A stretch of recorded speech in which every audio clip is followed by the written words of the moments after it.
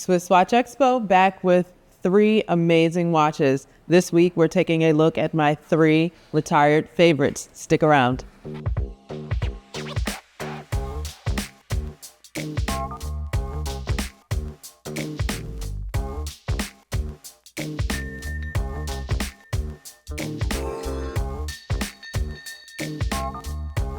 Welcome back to SwissWatchExpo. This is Angel, and today we are taking a special look at some of my favorite retired references. So these watches are some of my favorites because even though they were out many years ago, we've seen an increase in interest as well as collectability.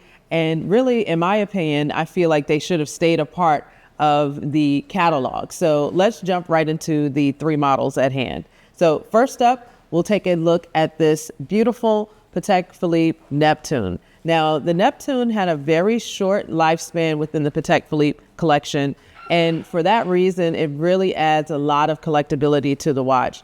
It comes in at 26 millimeters, so this is a ladies' reference of the Neptune. They did a gents as well, but the reason I love this is because it's one of those pieces that really, truly looks like a jewelry piece. That bracelet gives you that beautiful honeycomb effect with some of those striations through the center links that mimic the bezel of the watch as well. I love this because you won't see as many people with it. It kind of reminds me of the more recently released AP, the mini Royal Oak, just in that size and shape of the case. Let me know what you think, if you think they're comparable, down in the comments. And I really love that beautiful gray index dial. It's so clean. This is a quartz model, so it keeps the case fairly thin, done in the 18 karat yellow gold, and really just one of those pieces that immediately when you see it on someone's wrist, you think heirloom piece, you think this has been in the family for many, many years.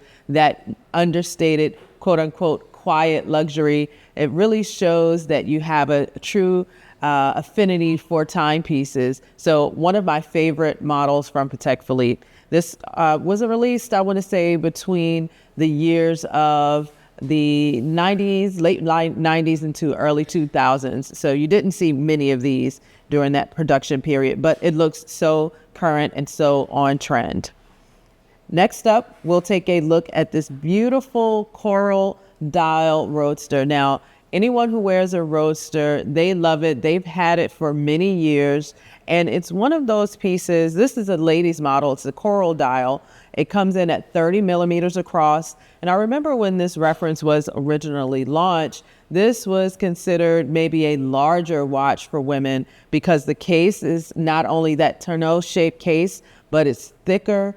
30 millimeters when traditionally everything was kind of falling within that 24, 26, 28 size reference. And that Coral Dial is just so beautifully muted, so it can match with a lot of different things. And then, of course, the fact that there are only 2,500 of these. But the Roadster, I feel like, was one of those models that Cartier, they were very smart about how they decided to retire it. They knew that it was going to be a classic and a staple and a true collectible piece. You'll have those beautiful white Roman numerals there on the dial, quartz movement, and then the bracelet is one of the best features. You see, again, a lot of the brands now jumping into this when Cartier has been doing it for quite some time. It has that easy to release, changeable bracelet that you do not need a tool for, very secure, but this is perfect for the lady who has a lot of style and they want to maybe go into a leather strap or a satin strap that you can still source today. So really versatile, really beautiful, modeled after some of those vintage Roadster style cars. So you can read a lot more into the history, but just to kind of give you a few details, like the crown here, you'll see is fairly large. It has that almost design like vintage hubcaps with the spokes there. The curvature of the case gives you some of those sports car fine lines. The screw motif maybe mimicking some of the headlights on the Roadster models of the past. So really a great model. If you want a Roadster that's different from everyone else's, this is the way to do it. And it's a collectible based on it only being a limited production of 2,500. And then last, but certainly not least, to me, it's the president on a bark bracelet. Now, this was mainly late 80s release for this model.